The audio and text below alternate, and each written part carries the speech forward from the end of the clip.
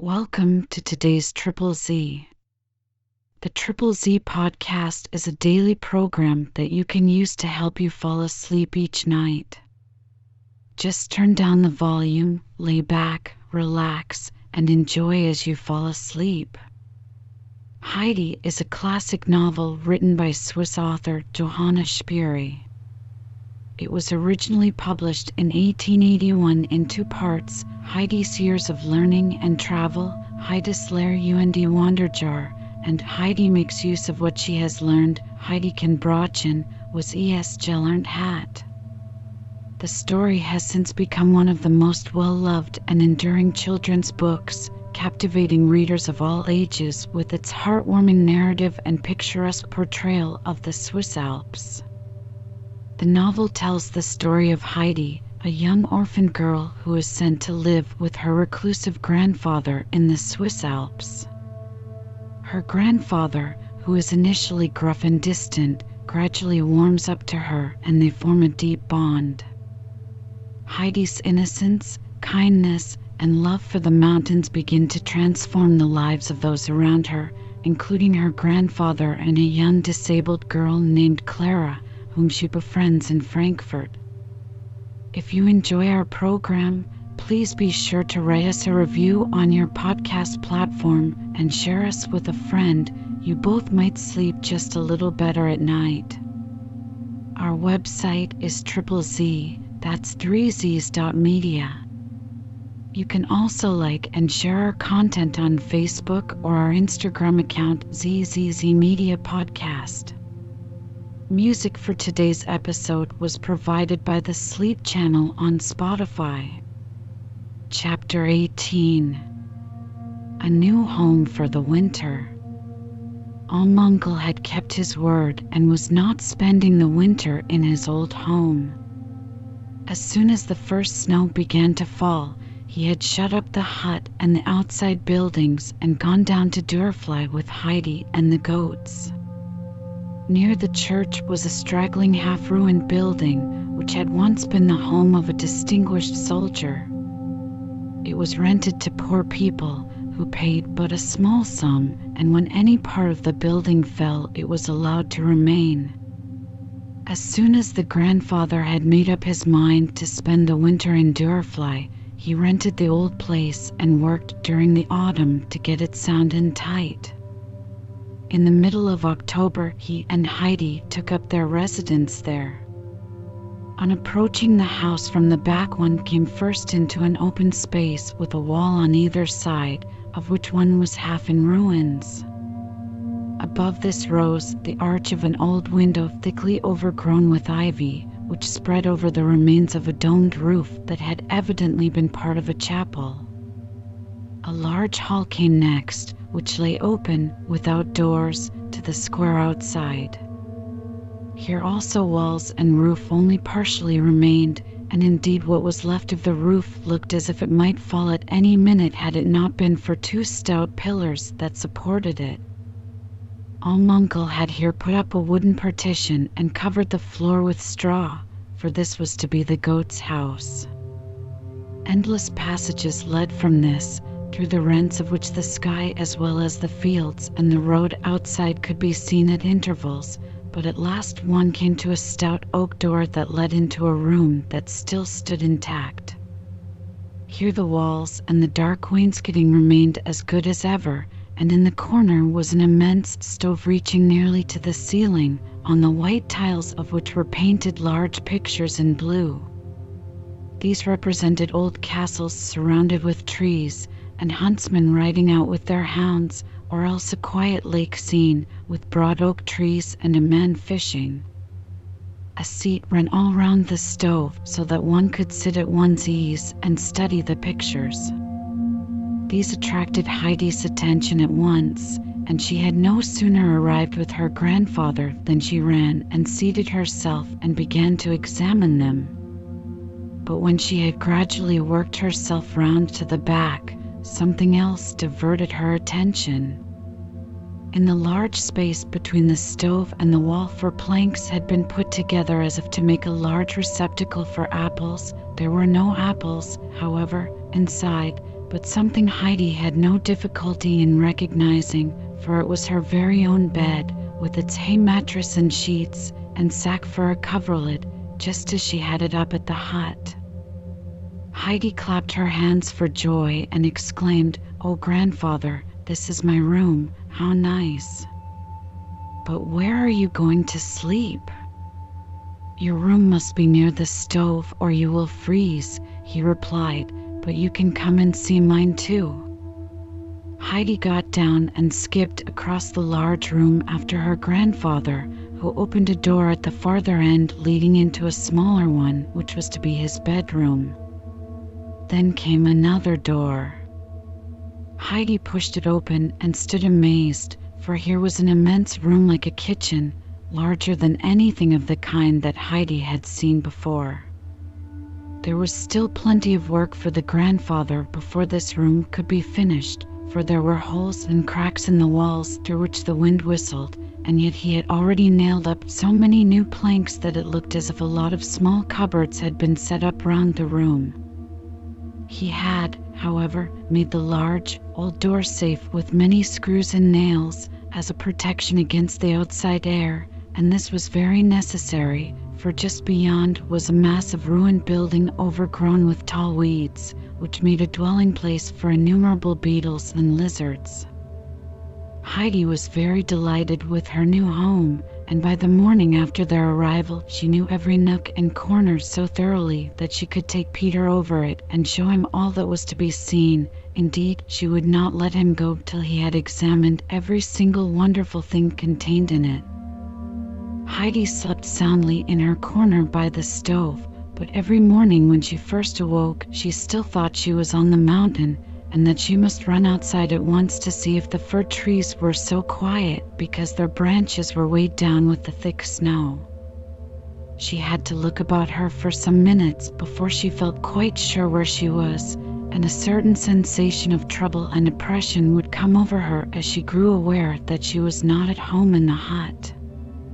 But then she would hear her grandfather's voice outside, attending to the goats, and these would give one or two loud bleats, as if calling to her to make haste and go to them, and then Heidi was happy again, for she knew she was still at home, and she would jump gladly out of bed and run out to the animals as quickly as she could.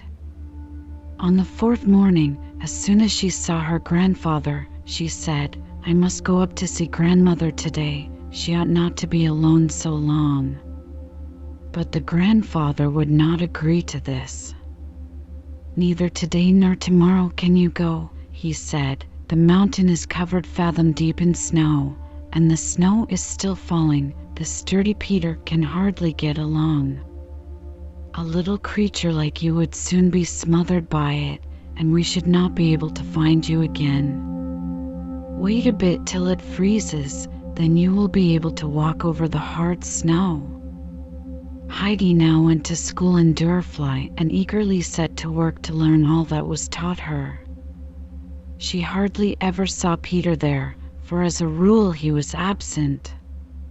The teacher was an easygoing man who merely remarked now and then, "Peter is not turning up today again, it seems, but there is a lot of snow up on the mountain and I dare say he cannot get along." Peter, however, always seemed able to make his way through the snow in the evening when school was over, and he then generally paid Heidi a visit. At last, after some days, when Peter climbed out of his window one morning, the door was quite blocked by the snow outside. He was taken by surprise, for instead of sinking into the snow he fell on the hard ground and went sliding some way down the mountainside like a sleigh, before he could stop himself. He picked himself up and tested the hardness of the ground by stamping on it and trying with all his might to dig his heels into it, but even then he could not break off a single little splinter of ice. The alm was frozen hard as iron. This was just what Peter had been hoping for, as he knew now that Heidi would be able to come up to see them.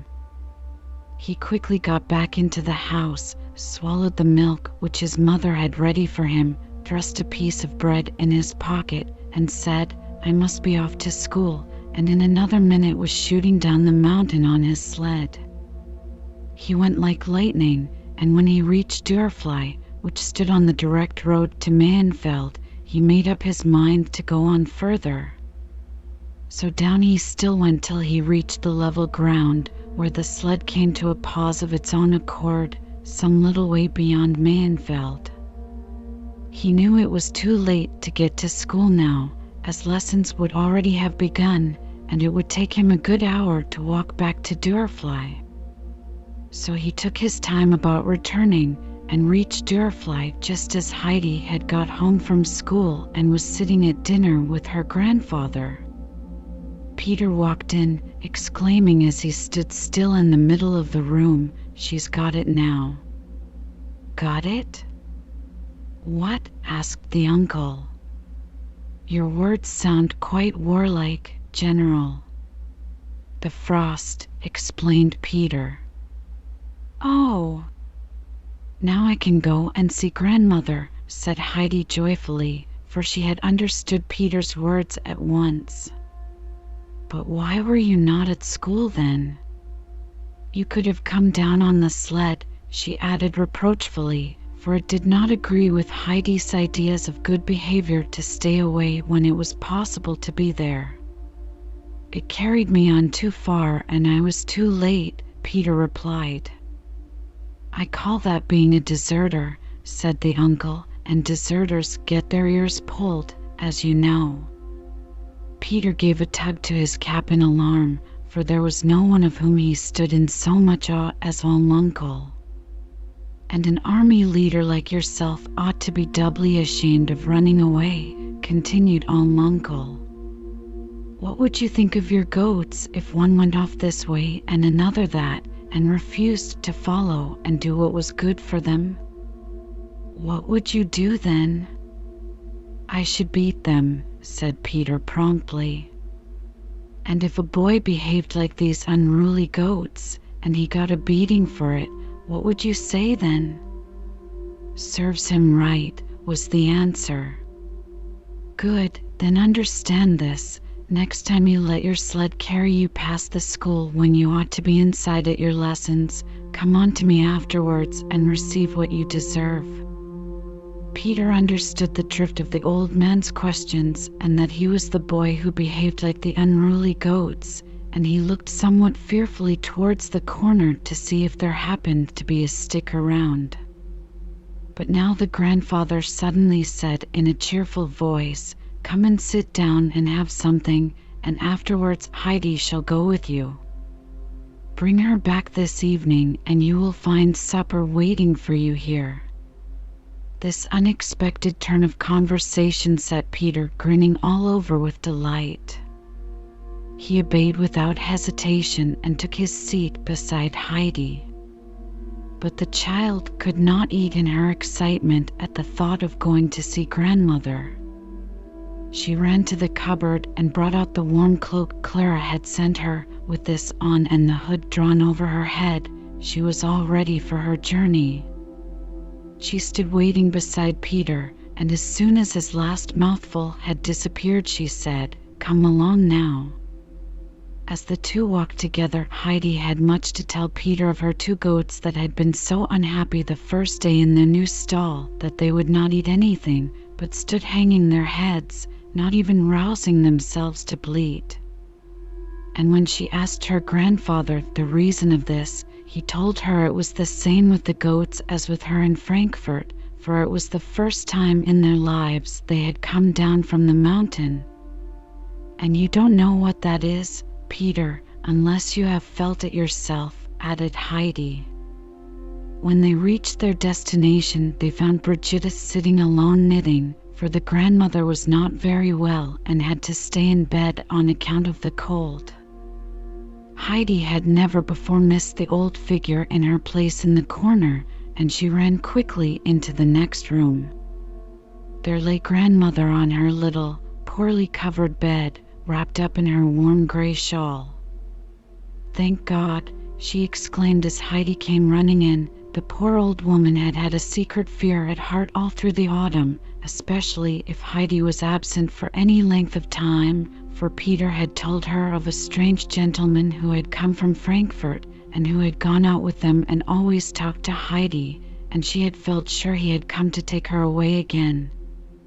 Even when she heard he had gone off alone, she still had an idea that a messenger would be sent over from Frankfurt to take the child.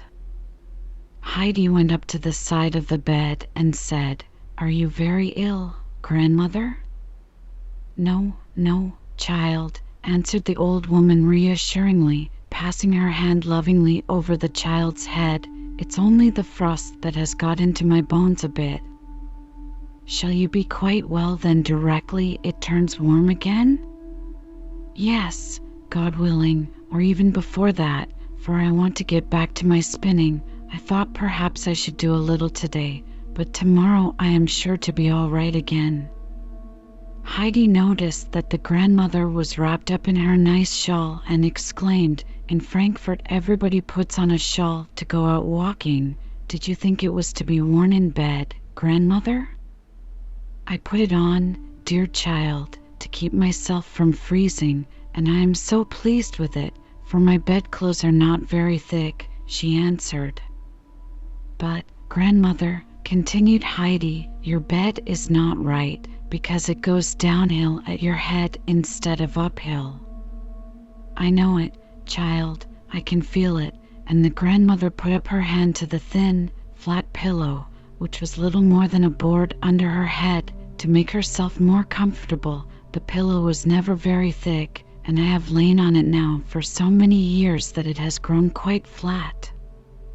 "Oh, if only I had asked Clara to let me take away my Frankfurt bed," said Heidi. "I had 3 large pillows, one above the other, so that I could hardly sleep, and I used to slip down to try and find a flat place, and then I had to pull myself up again, because it was proper to sleep there like that." "Could you sleep like that, grandmother?" "Oh, yes. The pillows keep one warm, and it is easier to breathe when the head is high," answered the grandmother. "But we will not talk about that, for I have so much that other old sick people are without, for which I thank God. There is the nice bread I get every day, and this warm wrap, and your visits, Heidi. Will you read me something today?" Heidi ran into the next room to get the hymn book. Then she picked out the favorite hymns one after another, for she knew them all by heart now, and was as pleased as the grandmother to hear them again after so many days. The grandmother lay with folded hands, while a smile of peace stole over the worn, troubled face, like one to whom good news has been brought. Suddenly Heidi paused. "Grandmother, are you feeling quite well again already?" "Yes, child, I have grown better while listening to you read it to the end."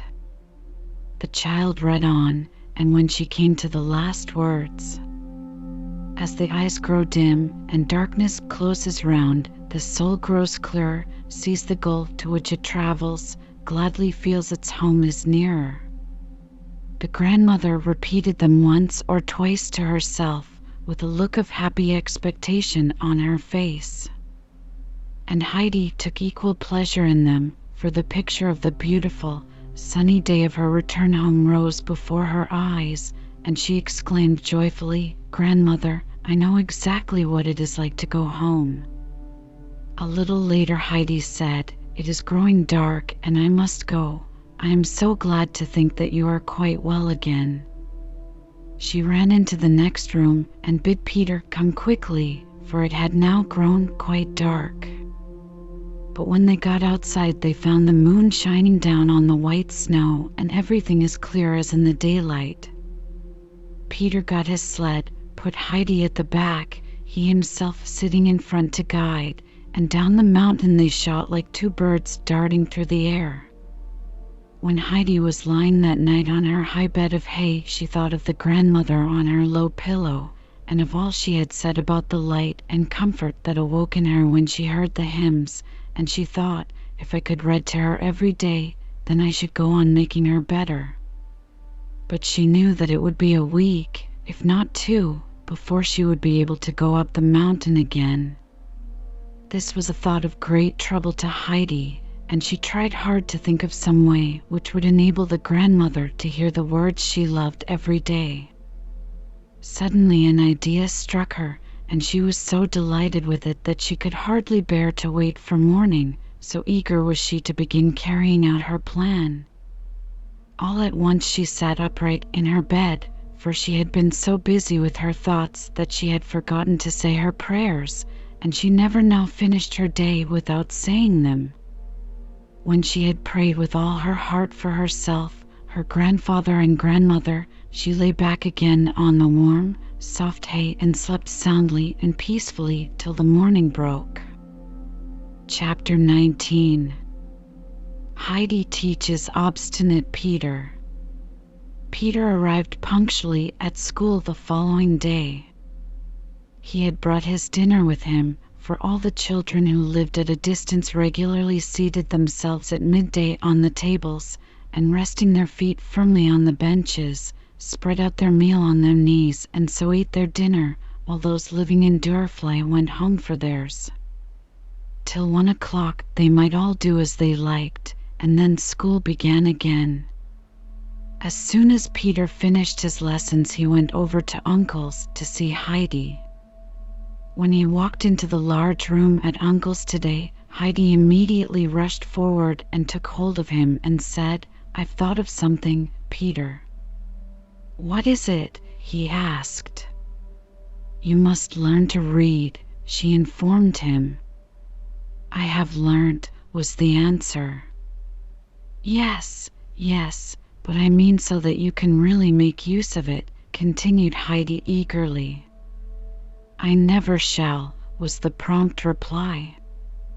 "Nobody believes that you cannot learn, nor I either now," said Heidi in a very decided tone of voice. "Grandmama in Frankfurt said long ago that it was not true, and she told me not to believe you." Peter looked rather taken aback at this piece of intelligence. "I will soon teach you to read, for I know how," continued Heidi. "You must learn at once, and then you can read 1 or 2 hymns every day to grandmother." "Oh, I don't care about that," he grumbled in reply. This hard-hearted way of refusing to agree to what was right and kind, and to what Heidi had so much at heart, aroused her anger. With flashing eyes she stood facing the boy and said threateningly, "If you won't learn as I want you to, I will tell you what will happen. You know your mother has often spoken of sending you to Frankfurt, that you may learn a lot of things, and I know where the boys there have to go to school. Clara pointed out the great house to me when we were driving together. And they don't only go when they are boys, but have more lessons still when they are grown men. I have seen them myself, and you mustn't think they have only one kind teacher like we have. There are ever so many of them, all in the school at the same time, and they are all dressed in black, as if they were going to church, and have black hats on their heads as high as that dash," and Heidi held out her hand to show their height from the floor. Peter felt a cold shudder run down his back. "And you will have to go in among all those gentlemen," continued Heidi with increasing animation, "and when it comes to your turn you won't be able to read and will make mistakes in your spelling. Then you'll see how they'll make fun of you, even worse than Tinette, and you ought to have seen what she was like when she was scornful." "Well, I'll learn then," said Peter, half sorrowfully and half angrily. Heidi was instantly mollified. "That's right, then we'll begin at once," she said cheerfully. Among other presents, Clara had sent Heidi a book which the latter had decided would be just the thing for teaching Peter, as it was an ABC book with rhyming lines. So the two sat together at the table with their heads bent over the book and began the lesson. Peter was made to spell out the first sentence 2 or 3 times over, for Heidi wished him to get it correct and fluent. At last she said, "You don't seem able to get it right, but I will read it aloud to you once. When you know what it ought to be, you will find it easier." And she read out, "ABC must be learnt today or the judge will call you up to pay." "I shan't go," said Peter obstinately. "Go where?" asked Heidi. "Before the judge," he answered. "Well, then make haste and learn these 3 letters, then you won't have to go." Peter went at his task again and repeated the 3 letters so many times and with such determination that she said at last, "You must know those 3 now." Seeing what an effect the first 2 lines of verse had had upon him, she thought she would prepare the ground a little for the following lessons.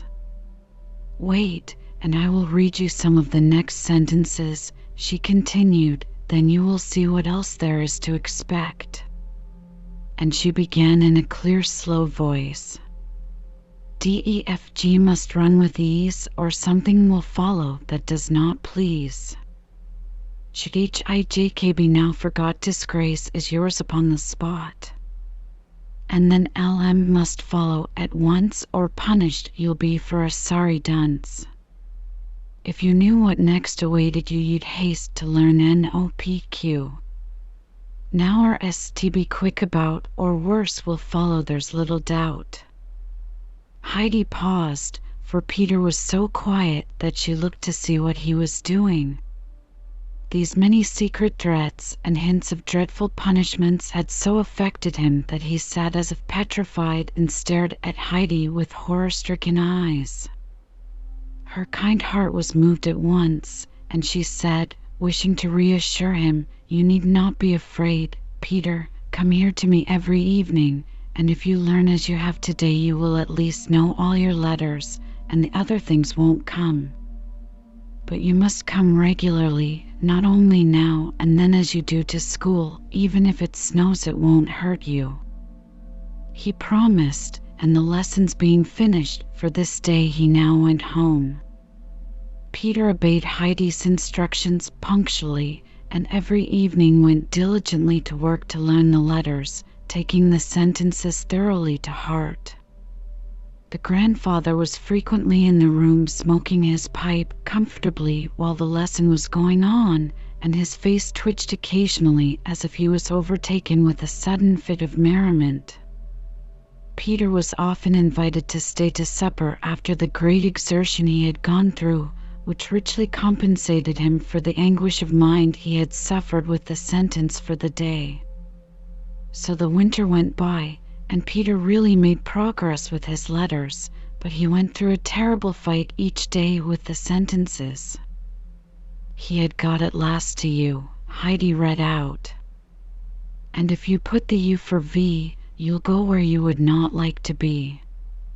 Peter growled, "Yes, but I shan't go."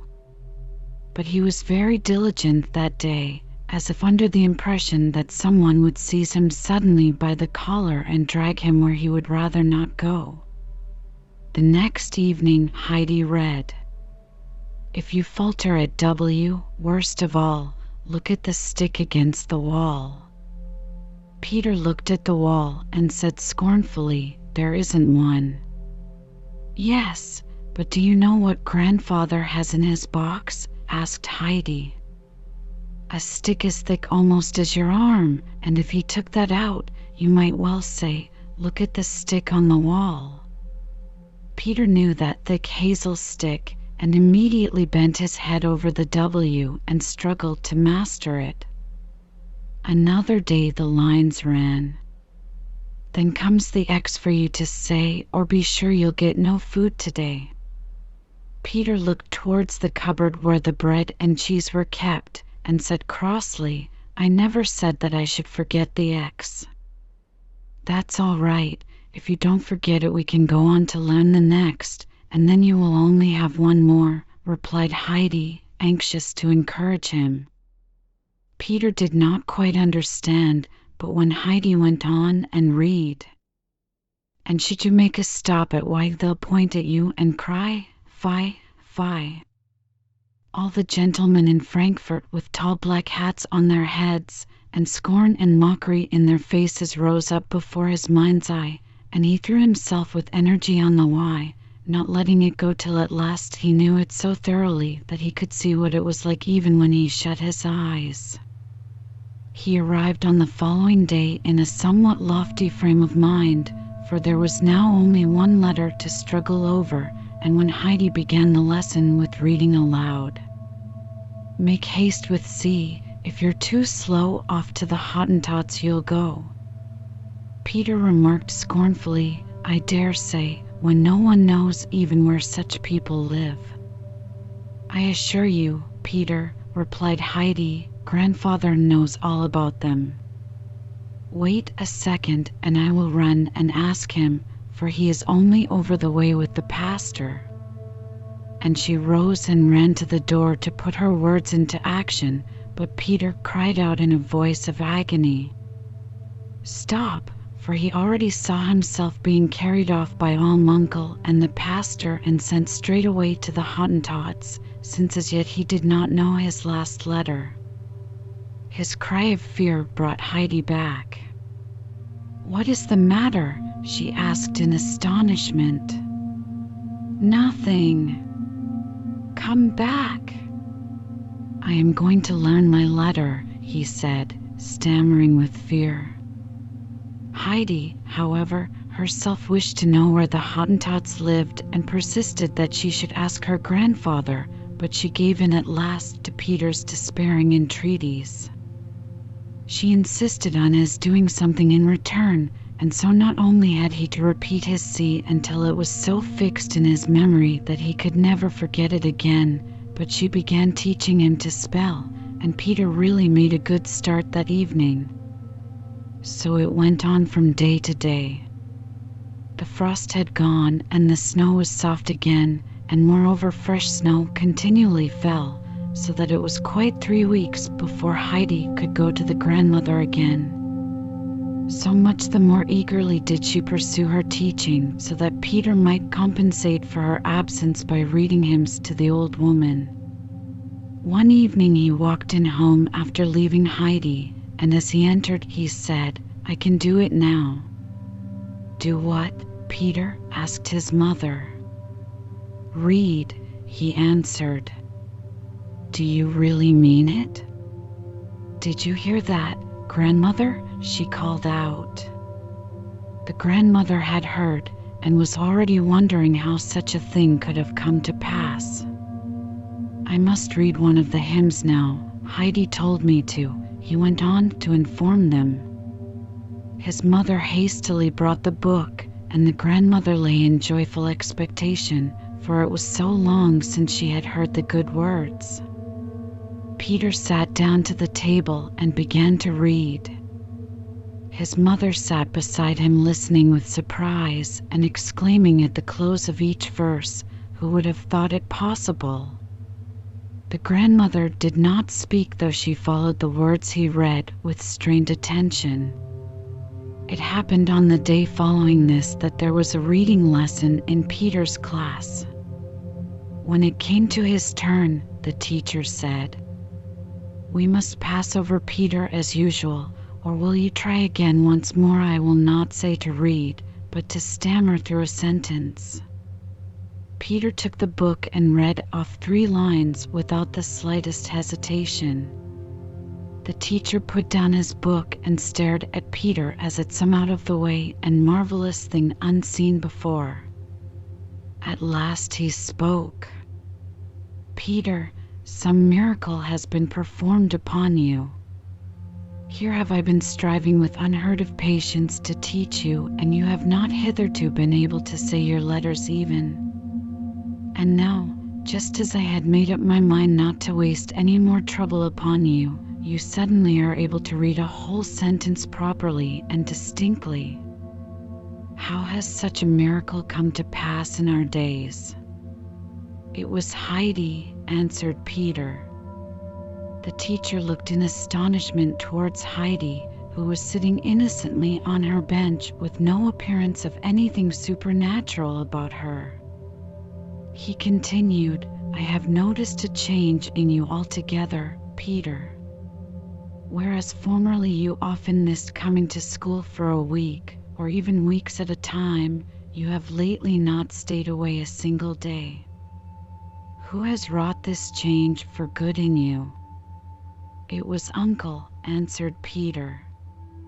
With increasing surprise, the teacher looked from Peter to Heidi and back again at Peter. We will try once more, he said cautiously, and Peter had again to show off his accomplishment by reading another 3 lines. There was no mistake about it, Peter could read. As soon as school was over, the teacher went over to the pastor to tell him this piece of news and to inform him of the happy result of Heidi's and the grandfather's combined efforts. Every evening Peter read one hymn aloud. So far he obeyed Heidi. Nothing would induce him to read a second, and indeed the grandmother never asked for it. His mother Brigitta could not get over her surprise at her son's attainment, and when the reader was in bed would often express her pleasure at it. Now he has learned to read, there is no knowing what may be made of him yet. On one of these occasions the grandmother answered, "Yes, it is good for him to have learned something, but I shall indeed be thankful when spring is here again and Heidi can come. They are not like the same hymns when Peter reads them. So many words seem missing, and I try to think what they ought to be, and then I lose the sense, and so the hymns do not come home to my heart as when Heidi reads them." The truth was that Peter arranged to make his reading as little troublesome for himself as possible.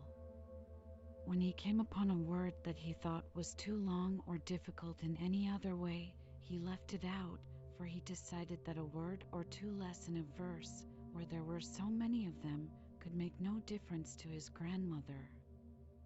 And so it came about that most of the principal words were missing in the hymns that Peter read aloud.